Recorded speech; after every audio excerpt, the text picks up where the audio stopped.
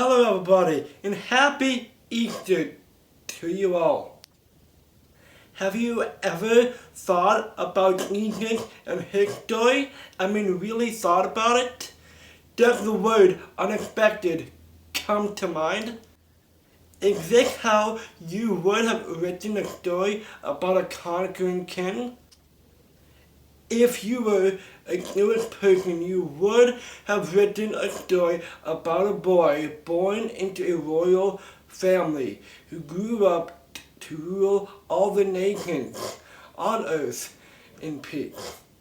They were not expecting someone like Jesus, born in a stable, the son of a carpenter, who grew up to be a carpenter himself.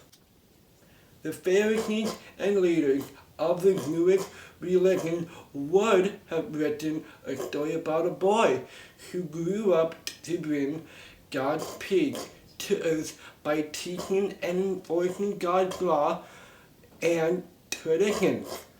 They were not expecting the Messiah to be humble and gentle and hang out with tax collectors and sinners.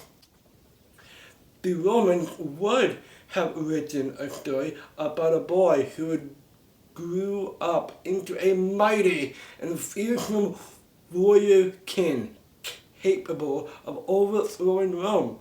They didn't expect to see Jesus riding into Jerusalem on a donkey in everyday clothes with his army of 12. This is a king? Really? Who in their right mind would write a story that included the events that took place from Palm Sunday to Good Friday and call it a victory story? Who would write a story about a man that spent his entire adult life doing things to help other people, like healing the sick, casting out demons, raising people from the dead, and countless other miracles, but who couldn't or wouldn't save himself? If Mary was writing the story, she would have written about her sorrowful walk to the tomb on the morning of Easter Sunday.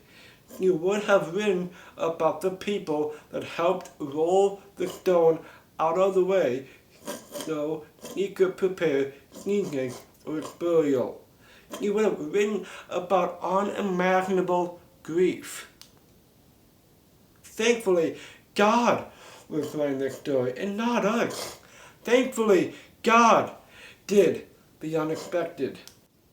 Let's turn to John 20, verse 1.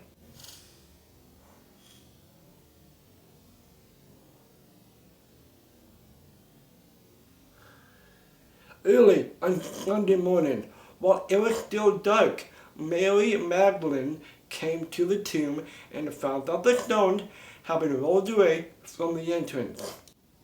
Mary was standing outside the tomb crying, and as she wept, she stooped and looked in. She saw two white-robed angels, one sitting at the head and the other at the foot of the place where the body of Jesus had been lying. "Dear woman, why are you crying?" the angels asked her. "Because they have taken my Lord away," she replied. "I don't know where they have put him." She turned to leave and saw someone standing there. It was Jesus, but she didn't recognize him. "Dear woman, why are you crying?" Jesus asked her. "Who are you looking for?" He thought he was the gardener. "Sir," she said, "if you have taken him away, tell me where you have put him, and I will go and get him." "Mary," Jesus said. He turned to him and cried out, "Rabboni," which is Hebrew for teacher. That was very unexpected. Jesus is alive, as I said in the beginning. Nobody have written this story. He is risen. Say it with me. He is risen indeed. Are you expecting the unexpected from Jesus? Are you expecting an unexpected counter like Mary Magdalene? You should. Jesus is a story of the unexpected. Do you think that you have done something unforgivable? Surprise! Jesus was willing to forgive those who crucified him. Jesus said, Father, forgive them, for they don't know what they are doing. He can and will forgive you. Do you think you can't be used by Jesus? Surprise! The Bible is filled with stories of how God used unlikely people. Moses was afraid to speak in public, but God used him to lead Israel. David was a small shepherd boy, but God used him to protect his honor against Goliath, Ben the Philistines.